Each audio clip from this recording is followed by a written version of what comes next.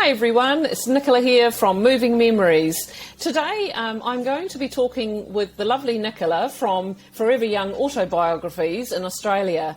And Nicola is going to share with us her insights about writing your autobiography and all the things that go with that. So I will let Nicola introduce herself. Two Nicolas here today and let you know what it is that you need to do to start writing your autobiography. So how did you get started with Forever Young Autobiographies, Nicola? Just share with us a little bit about your journey. Yeah, look, first of all, thanks so much for having me on your show. It's great to be here. You're welcome. My name is Nicola. I'm a wife, I'm a mum, I'm a journalist, trained journalist, and I live here in Coffs Harbour in New South Wales. I've been inspired to tell life stories, been surrounded by life stories since I was really young. When I was in primary school, my parents and my brother, we moved in with my mum's mum, my nanny, when she became a widow. So I was surrounded by her stories growing up. She grew up on a dairy farm, there's the Great Depression, World War One. And also at this time, as I was growing up, my dad was a solo general practitioner, a doctor in a small regional Australian town. And I would often go in after school to help out. There'd be a lot of elderly patients and they'd be like, what's this young person? And they'd sort of sidle up to me and we'd get chatting and they'd get curious and start to tell me their stories. You know, there was stories from people living on the land. There were stories from prisoners of war. There were stories of people who'd escaped gulags in Russia. You wouldn't think you would encounter these people in a small regional town, but I heard all of this from a really young age. And then as I finished school, I went away to university, got my journalism degree, and I started working in daily newspapers in regional New South Wales, in Queensland, and then overseas in England. And here I was telling people stories, multiple stories, day after day, shift after shift. And when I'd leave at night, they'd be printing on the press on site, just thundering out, and you'd see them being piled into the truck. So it's really a lot of stories in my life. And then now I have my own two kids, I find I'm telling my stories to them. And as I had my kids too, my grandmother was telling me about her time bringing up her kids. And so from there, she was in her 90s when I was on maternity leave with my youngest, and she started ringing me up, having a good old chat, and we would be talking about how it was different to have a baby in the 1940s versus today and what that was like. And slowly over time I said, being the journalist that I was, we really should get this down, Grandma. She was really good at talking, she loved to chat, so I was like, okay, let's do this. So every week when my youngest was having his nap and the other child was at preschool, we would sit down and I would start to go through to collect some of her memories. And we did this every week for several months. And there was hiccups along the way. She had some health issues. My kids got sick. Life happens. But eventually we got this material. I transcribed it, ordered it into chronological order, made chapters, and then shaped the larger story. It took years, I'm not going to lie here, it was a big project because she was in her 90s and that's a lot of life to get through. But then for her 100th birthday, really, really excited to give her a box of these books specifically for her, her children, her grandchildren, and now her great-grandchildren. So that really did start me on this journey of creating Forever Young Autobiographies, which is a website, but it's the place where we learn how to write life stories for family and friends. So these unique memories will live on.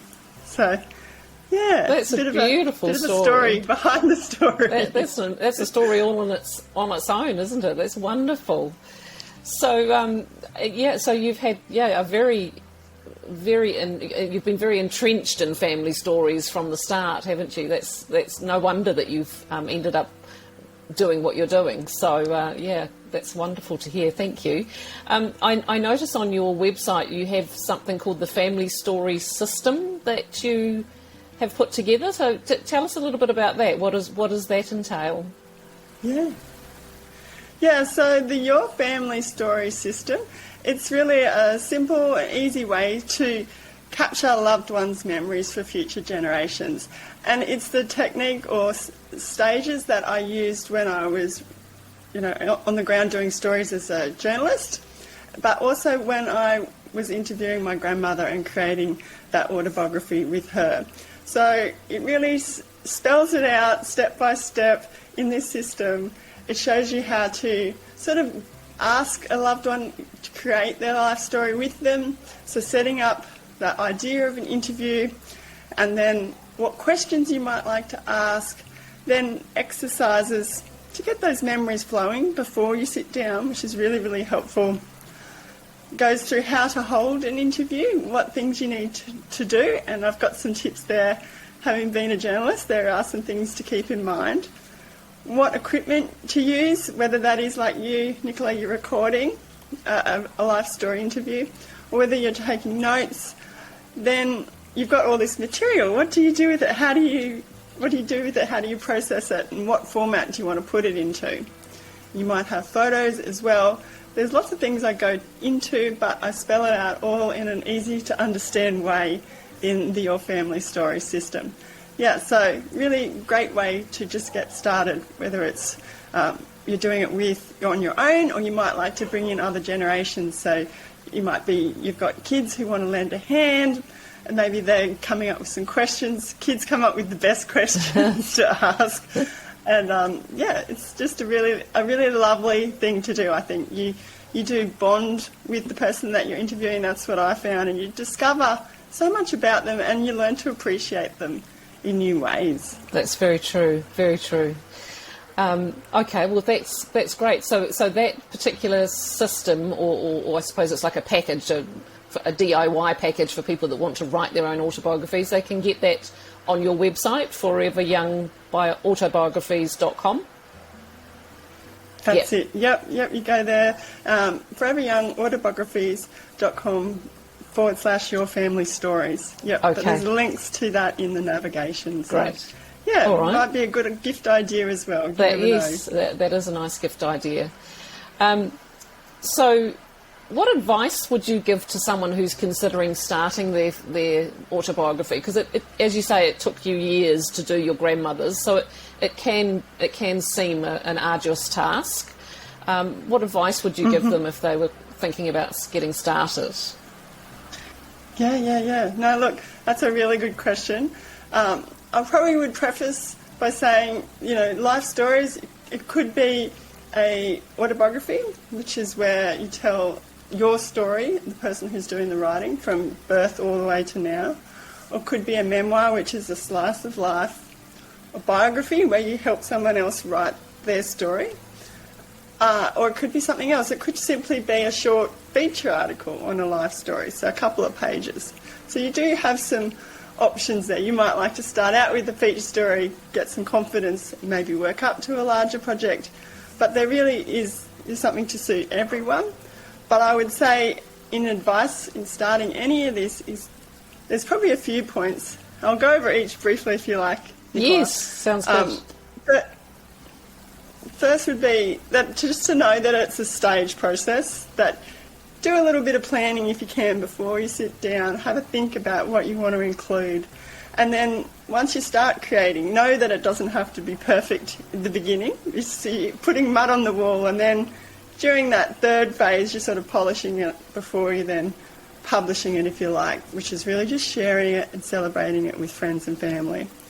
So that would be my first point. Know that there's sort of 4 stages to a project. But second of all would be just to have in your mind why you're starting this. I think that's really going to guide you through those 4 stages. Having a clear why is going to make sure you get through the whole project. And that could simply be that you want to convey information or the facts of what happened, like the actual story. But some people just have this real desire to tell their story. As humans, we've kind of got storytelling in our DNA, I feel. People find it really rewarding or cathartic to tell their story. Exactly. And of course, another reason why is that you can leave a legacy, kind of like an heirloom. So having a why clearly in your mind is really important. And the third point I would say, if you're starting out, is to have that big dream of what it is you want to create, and then pull it apart a little bit into achievable goals. Be gentle on yourself. You can start out slowly, see what's working, and take stock. But if you're doing a little bit regularly, it really does add up. So try not to get overwhelmed.